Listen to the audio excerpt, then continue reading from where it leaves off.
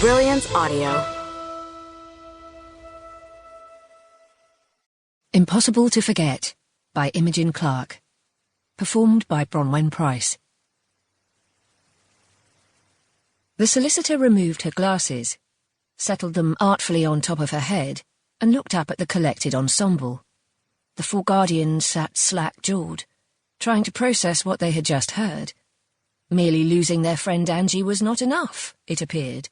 Now they had to step up and take responsibility for her child too, or at least parts of her. It was hardly surprising that they had turned a little pale.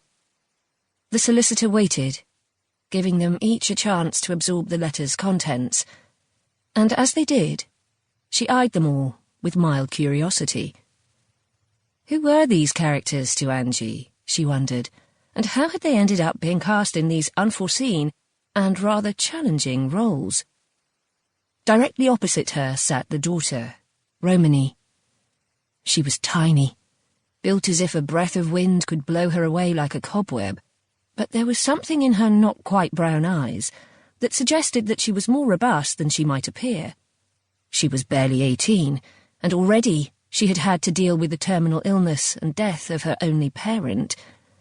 You didn't manage that without coming apart, unless you had some inner resources to draw on. And she didn't look as if she was coming apart. There'd been no drama or histrionics. She had listened to the reading of the letter calmly and without reaction.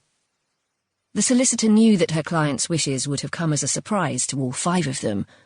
Angie had been very clear on the matter of secrecy, almost gleeful, in fact, at their meeting several weeks before. "I'm not going to tell them what I'm planning," she had said. By then, her skin had taken on a yellowish pallor and was pulled tightly across her cheekbones, making them appear angular and sharp.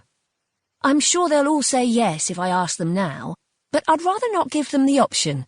If they don't know what's coming, they're less likely to make excuses or refuse."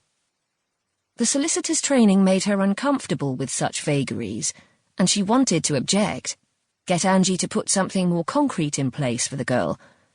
But then again, Romany had already turned 18, and so technically there was no need for the appointment of a single guardian, let alone 4. Whether the chosen ones were prepared to step up to their allotted tasks was not a legal matter, and therefore not one with which the solicitor need concern herself unduly. She had the sense that there was something else at play here, though, some greater purpose that she couldn't quite put her finger on. But she wasn't paid to decipher clues from her clients. She had drafted the will and read the letter out as instructed, and with that, her responsibility for the matter ended.